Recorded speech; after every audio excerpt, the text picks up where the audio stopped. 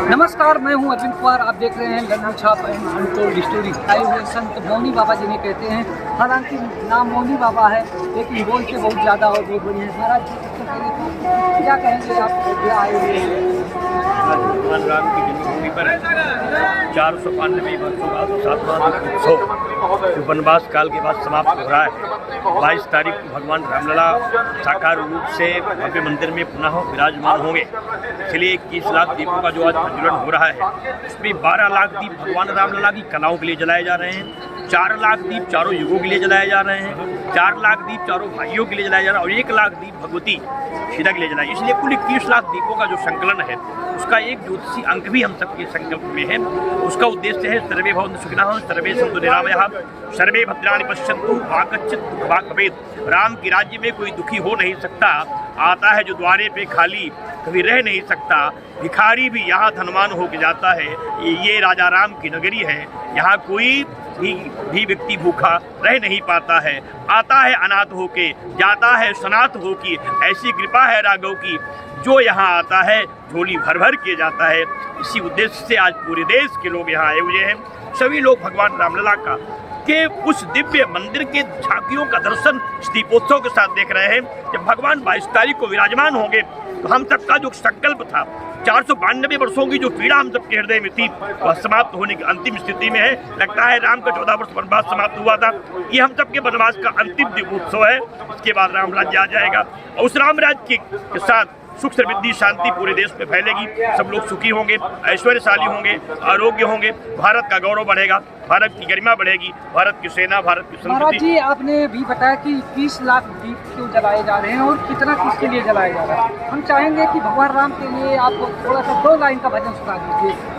रघुनंदन राघव राम हरे सिया राम, हरे सिया राम, हरे जय राम, हरे जय राम, हरे रघुनंदन राघव राम हरे। धन्यवाद। महाराज जी, एक सवाल मैं पूछना चाहूँगा जो मेरे दर्शक भी जानना चाह रहे होंगे कि अमूमन जो रुद्राक्ष की माला होती है या और भी जो संत होते हैं, लेकिन आपका कुछ ज़्यादा ही है कि वजह क्या है और क्या? देखिए, मैं शिवपुराण की दृष्टि से रुद्राक्ष पहनता हूँ। यह जो मैं रुद्राक्ष है, जो 11,000 मेरे सर पे है, यह महाराज नेपाल नरेश वीरेंद्र विक्रम शाह का दिया हुआ है। जब मैं 41 दिन तक भूसमाधि नेपाल में ली थी, अब तक मैंने 56 बार भूसमाधियाँ ली है। इसमें राम मंदिर के लिए समाधियाँ मैं लेता रहा और 5000 किलोमीटर ज़्यादा मैंने लेट की परिक्रमाएँ की है। 5 लाख ज़्यादा मैंने दीपक जलवाए हैं पूरे जीवन भर में। अब तक के जीवन का जो उद्देश्य रहा, रामलला को समर्पित रहा है। ये सारे रुद्राक्ष मुझे प्रसाद के रूप में प्राप्त है। लगभग 40 किलो रुद्राक्षों का वजन है और पूरे देश के संत महात्माओं से मुझे ये सब प्राप्त हुआ है। 40 किलो का भार लेकर के आप चलते हैं तो कुछ असहज नहीं महसूस करते हैं? देखिए, असहज तब महसूस करें जब भार मुझ पर हो। भार छोड़ सब सार को सौंप दिया संसार, जीवन उनके हाथ में करते बेड़ा पार। इसलिए सारा काम परमात्मा के अधीन है। इसलिए मेरा अपना उसमें कोई ताकत नहीं है। सब संबल है राघव जी का, करते सब कुछ राघव हैं। जीवन भी उन्हें समर्पित है, पल पल राघव का जीवन है। इसलिए हमें ना बोझ कहीं संसार जगत में दिखता है। जो कुछ भी करते राघव हैं, सब कुछ भी करते राघव। बिल्कुल। एक भजन भी आपने सुना होगा, करते हो तुम कन्हैया मेरा नाम हो रहा है। महाराज जी, एक आखिरी सवाल हम आपसे पूछेंगे, इस गेटअप में आप कब तक रहते हैं? देखिए, मैं पूजा के बाद इसे धारण करता हूँ और फिर पूजा करने के बाद मैं इन्हें भगवान भूतनाथ समर्पित करता हूँ। फिर जब पूजन करना होता तब मैं इसे धारण करता हूँ, या तीर्थों में जाता हूँ तब धारण करता हूँ। शेष समय इन्हें इनका आसन है बाकाम पर रख दिए जाते हैं। इनका पूजन होता है, नित्य अर्चन होता है, आरती होती है, क्योंकि ऊपर भगवान महाकाल चंद्रमा है, उसमें शिव की मूर्ति है। इन्हें इष्ट की तरह इनकी पूजा की जाती है। और जब तक मैं इसे धारण करता हूँ तब तक मैं चल नहीं। वैसे भी मैं 46 वर्षों से नमक नहीं लेता, मीठा नहीं लेता, अन्न नहीं लेता, दिन में कभी चल नहीं।